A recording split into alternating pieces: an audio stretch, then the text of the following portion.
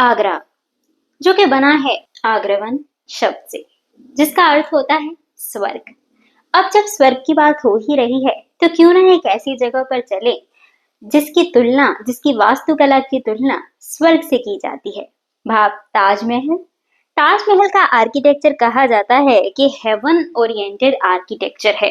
That means heaven on earth, धरती का स्वर्ग। और वहां तक पहुंचते पहुंचते ये बाजार भी कुछ कम खूबसूरत नहीं है। आगरा शहर में देखने लायक कई आकर्षक चीजें हैं।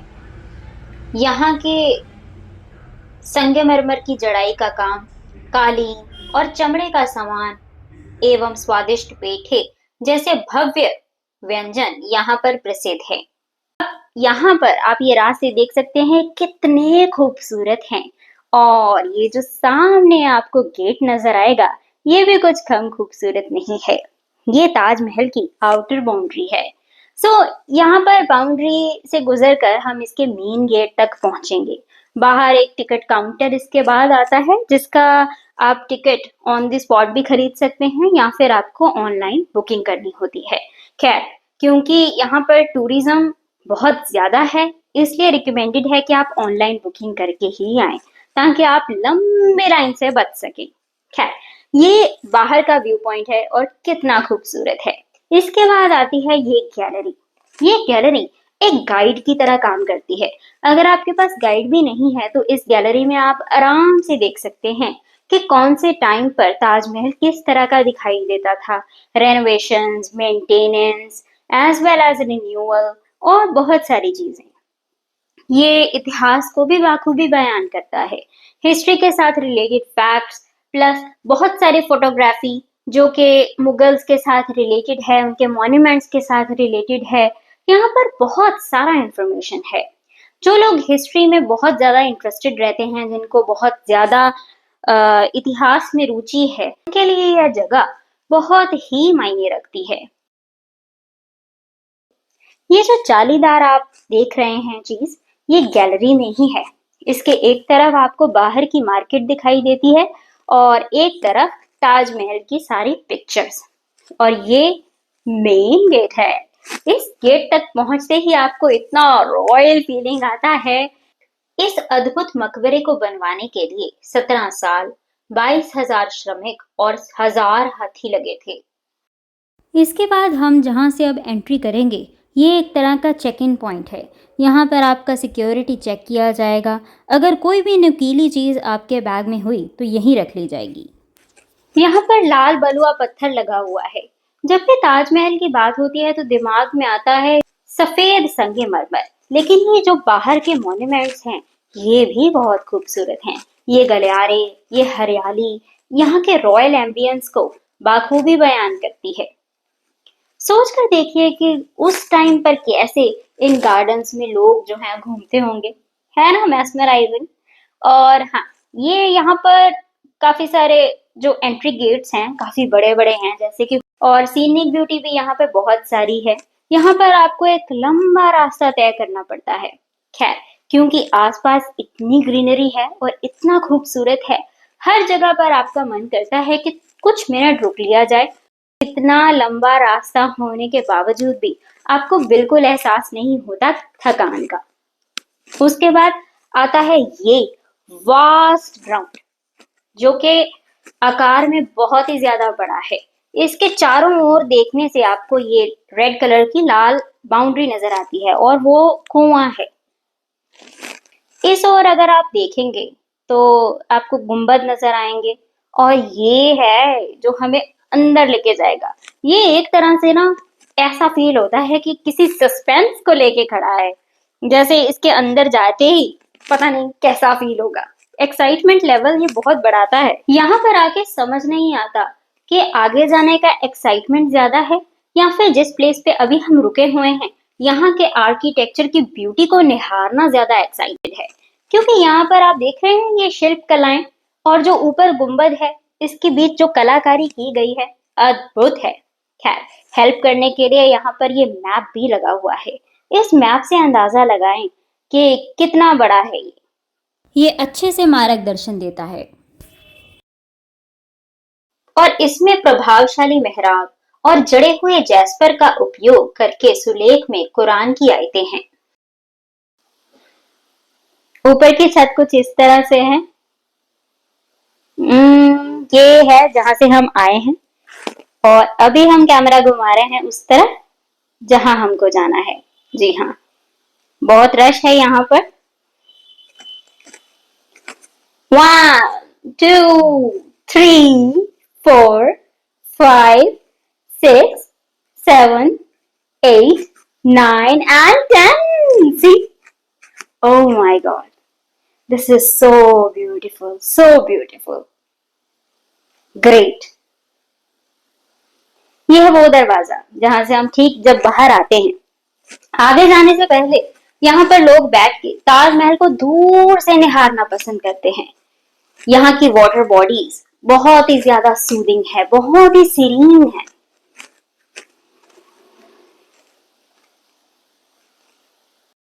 हम सभी जानते हैं कि ताजमहल को बादशाह शाहजहां ने अपनी प्यारी बेगम मुमताज महल की याद में बनवाया था।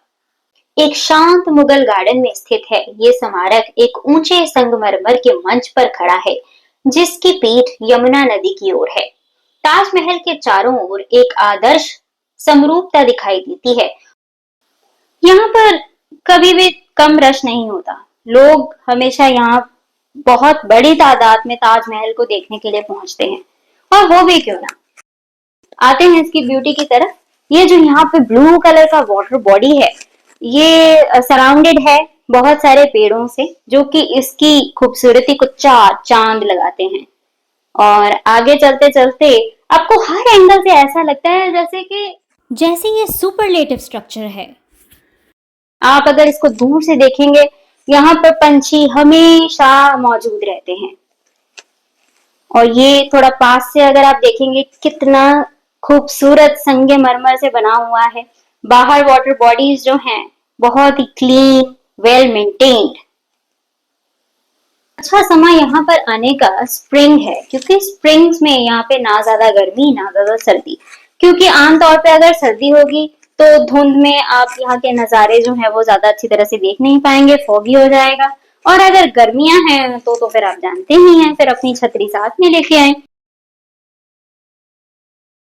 ये अभी हम पहुंच चुके हैं ताजमहल के बिल्कुल पास में। यहाँ पर स्टेयर केस आपको लेना होगा और वहां पे आपको अपने टिकट्स जो हैं वो एक बार फिर से वेरीफाई करवाने होंगे, क्योंकि ताजमहल को दूर से देखने का टिकट जो है वो डिफरेंट है। लेकिन अगर आपको ताजमहल का स्टेयर केस चढ़ के ऊपर देखने जाना है तो उसकी अलग से टिकट लगती है। अगर बाय चांस अगर यहाँ पर आके आपका मूड बदल गया है और आपको लगता है कि हाँ आपको ताजमहल अंदर से देखना है, तो यहाँ पर बूथ पे लोग बैठे हुए हैं, ऑफिसर्स, जो कि आपकी जो टिकट है उसको रिन्यू कर देते हैं कुछ अमाउंट लेके, जितना भी गवर्नमेंट ने रखा हुआ है। ये देखिए, जो पुराने समय की जो बाउंड्रीज होती थी ऐसी ही होती थी, लेकिन इट्स वेरी सॉलिड। ये अभी भी मुझे नहीं लगता है इसका कोई भी रिन्यूअल किया गया है, बस इसको वेल मेंटेन किया गया है।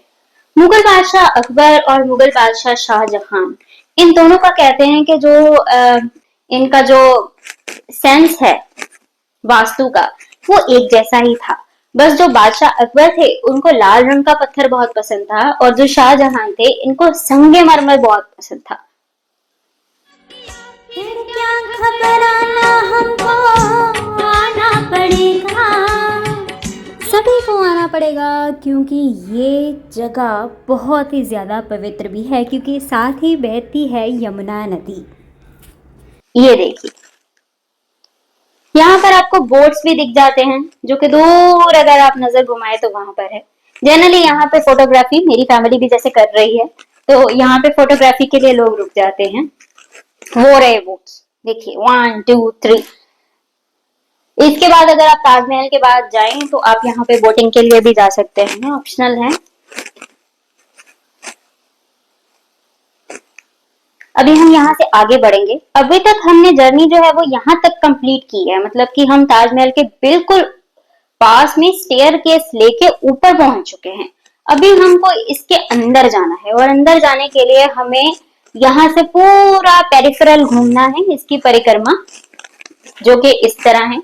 देखिए, कितनी खूबसूरत है।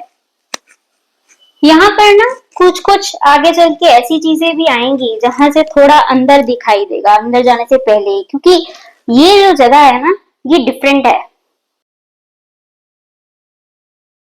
ताजमहल भारत के 3 विश्व धरोहर स्थलों में से एक। फ्लोरिंग में कुछ इस तरह का डिजाइन है, और ये जो यहाँ पर लगे हुए हैं जालीदार, इनमें से आप अंदर झांक सकते हैं। मैंने भी कोशिश की थी। हर चीज यहाँ पे नोटिस करने वाली है। कैसे दरवाजे हैं, कैसी खिड़कियां हैं, जालीदार खिड़कियों में कैसा डिजाइन है, फ्लोरिंग पे क्या है। और आप जानते हैं, ये सब कुछ ऐसे ही नहीं हुआ करता था। इन सब चीजों के मायने हैं, क्योंकि आर्किटेक्चर जो उस टाइम पे लिया जाता था वो 2 चीजों पर आधारित था। एक तो कि बहुत ही सॉलिड होना चाहिए हमेशा, जो जिसको नवीनीकरण की कम से कम जरूरत पड़े। उसके बाद दूसरी चीज होती थी ऑस्पिशियस रहना चाहिए। आपको पैरों में ये पहनने के लिए दिए जाते हैं ताकि यहाँ पे साफ स्वच्छता रहे, क्लीनिनेस का पूरा यहाँ पे ध्यान रखा जाता है। ये आपको जूतों के ऊपर ही पहन लेने होते हैं, इसके बाद ही आप अंदर जा सकते हैं। अब हम अंदर आ गए हैं। ये देखिए कितना पास से, और यहाँ से इस तरह का नजारा दिखाई देता है। बहुत ही ग्रैंड एंड मैग्निफिसेंट है, स्प्लेंडर। इतिहास में पढ़ा तो बहुत बार है, लेकिन यहाँ का ऑरा महसूस पहली बार किया है। डिजाइन देख रहे हैं आप, कितने खूबसूरत हैं और कितने अलग भी हैं। अच्छा, यहाँ पर ये जो मार्बल है ना, ये ठंडा था बिल्कुल। काफी धूप है यहाँ पर, लेकिन फिर भी ये काफी ठंडा है। ये यहाँ पे कोई परेशानी नहीं होती आपको।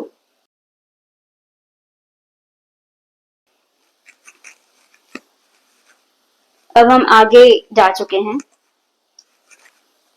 यहाँ कुछ ही देर तक अब हमें कैमरा अलाउड होगा। इसके बाद कैमरा जो है वो बंद करना पड़ेगा, क्योंकि आगे इजाजत नहीं है।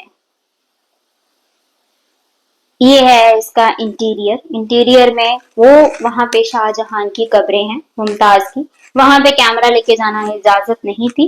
तो अब हम नेक्स्ट सेगमेंट में पहुंच चुके हैं। वहां से निकलते ही आप इन पेरिफेरल्स में चले जाते हैं, जहां पे रास्ते हैं। अभी हम एग्जिट की तरफ जा रहे हैं, लेकिन एग्जिट में भी देखो कम खूबसूरत नहीं है।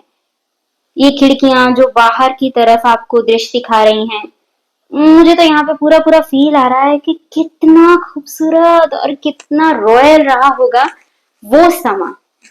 लोग इन रास्तों पर जाते होंगे। इतिहास में हम जिन पात्रों के बारे में पढ़ा करते हैं, उनके बारे में यहाँ पर सोचना बहुत आसान है कि कैसे मुगल बादशाह यहाँ पर गुजरते होंगे, कैसे जो बाकी लोग उनके साथ रिलेटेड थे वो शायद इन दरवाजों में या खिड़कियों में बैठते होंगे। तो एग्जिट करने के बाद अब हम आगे चलते हैं। अब थोड़ा यहाँ से व्यू देख लेते हैं। अच्छा, चारों ओर से ना थोड़ा व्यू जो है वो डिफरेंट है। ये बात अलग है कि यमुना आपको हर जगह से दिखाई देंगी। आगरा में स्थित आगरा किले से ताजमहल बहुत सुंदर तरीके से दिखाई देता है, जो कि यहाँ से कुछ ही दूरी पे है। सारे जहान में ताजमहल को लोग दूर दूर से देखने आते हैं, जिसके कारण यहाँ पे आपको बहुत सारे फॉरेनर्स मिलेंगे। पंजाब में नूर महल में, जो कि फगवाड़ा के नज़दीक है, वहाँ पर नूर महल की सराएं हैं, जो कि नूर जहाँ की सराय भी कहा जाती है। ये वही कारीगर है जिसने ताजमहल बनाया था, उसी ने नूर महल की सराएं भी बनाई थी। Lush green gardens. ये हमारा फाइनल एग्जिट पॉइंट है। आपको यहाँ पे स्टेयर केस से उतरकर सीधा एग्जिट पॉइंट की तरफ पहुंच जाना है।